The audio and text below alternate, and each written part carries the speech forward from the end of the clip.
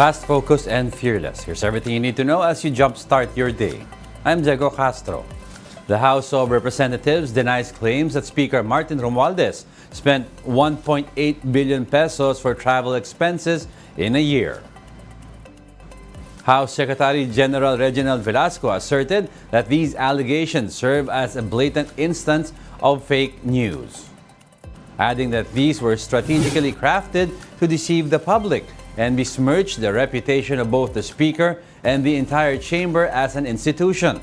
Although he did not specifically name the network, Velasco made the statement after a recent report by SMNI, which claimed that Romualdez has spent such an amount just on traveling. The House has since approved a motion ordering the Committee on Legislative Franchises to conduct a hearing on SMNI's report set on November 30. Quezon City 2nd District Representative David Suarez said the television network must be held liable for their report.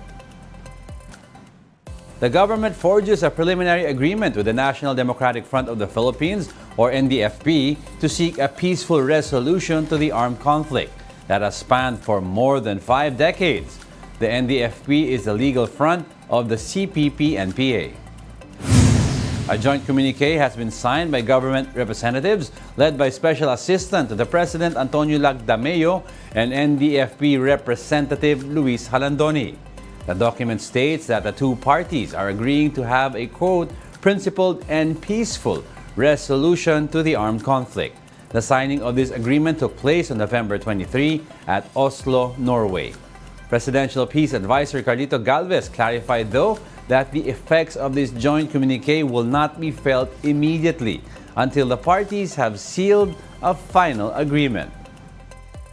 The parties acknowledge the deep-rooted socioeconomic and political grievances and agree to come up with a framework that sets the priority for the peace negotiation with the aim of achieving the relevant socioeconomic and political reforms towards a just and lasting peace. Such framework that will set the parameters for the final peace agreement. President Bongbong Marcos welcomes the revival of peace talks with the NDFP. Marcos describes this as, quote, bold, meaningful, and optimistic step towards a non-violent resolution to the conflict. The President calls on the Filipino people to support the government's effort for peace, national reconciliation, and unity. In other news, the final route for the civilian convoy is set to visit the vicinity of Ayungin Shoal in the West Philippine Sea has yet to be finalized. Speaking on the big story, Atin Ito convener Edicio de la Torre said they are finalizing the voyage guidelines for the Christmas convoy to the West Philippine Sea on December 10. This comes after the National Security Council recently approved the initiative after its initial reluctance. The civilian supply mission will pass Ayungin Shoal and possibly Pag-asa Island to deliver donations and gifts to troops, Coast Guard personnel, and fishing communities in Palawan and Zambales. De la Torre said they are taking the necessary precautions to avoid provoking China as mission volunteers are expected to double next week. Final details still to be worked out, but in principle, yun ang agreement. Tuloy tayo, it's a civilian initiative, pero we take into account the government's caution na wag nang mag-create ng unnecessary cause of tension. We'll be back with more stories after the break. Keep it here on One News.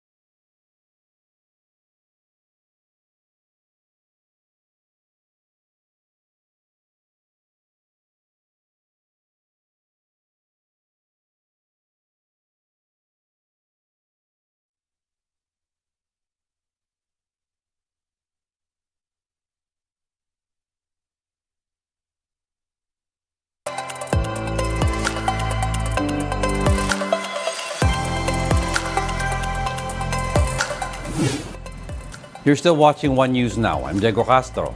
President Bongbong Marcos confirms that another Filipino hostage has been released from Gaza. Marcos said Noraline Babadilla is now back in Israel after she went missing following the attack of Hamas militants last month. The president ordered Philippine embassy officials in Tel Aviv to cater to Babadilla's needs in collaboration with Israeli authorities. Marcos also assured the nation that all Filipinos affected by the conflict have been located, extending gratitude to Israeli authorities, Egypt, and the state of Qatar for their pivotal roles in this positive development. Senator Risa Hontiveros files a resolution urging the government to cooperate in the International Criminal Court's probe into the Duterte drug war. Gio Robles with the report. So they're really looking for trouble. But President Duterte has said repeatedly, bring it on. Anong hinahanap? Basag ulo? Sa panahong ito na naghihirap ang marami? Duterte ally and Senator Amy Marcos slams the resolution filed by Senator Risa Hontiveros urging the Marcos Jr. administration to cooperate in the investigation of the ICC or International Criminal Court into the Duterte administration's war on drugs. Senator Amy says she is puzzled why the filing of such resolution is prioritized when the country is already facing many other problems. Meron pang umiigting na mga issue na para sa mga pangkaraniwang Pilipino, mas mahalaga. Nauna na doon ang presyo ng bigas. At kung paano tayo mabubusog ng Pasko, kung paano tayo magtatrabaho at mabubuhay. Despite slamming the resolution, Senator Amy says she's leaving the final decision to the executive department. In a statement, Senate President Mig Zubiri echoes Senator Marcos, saying that the president alone, as the chief foreign policy maker of the country, can decide whether or not the Philippines should return to the ICC. He notes that everything else is just noise. Senator Bato de la Rosa, the former PNP chief who led the drug war, is taking this resolution personally. He said in his words, masama ang kanyang loob kay Senator Hontiveros. Makasabihin niya, trabaho lang, walang personalan, then sa akin, that's very personal. Kaya sabihin mong trabaho mo yan, that's very personal to me because I am one of the subjects, di ba, na imbestigahan. So that has become personal to me.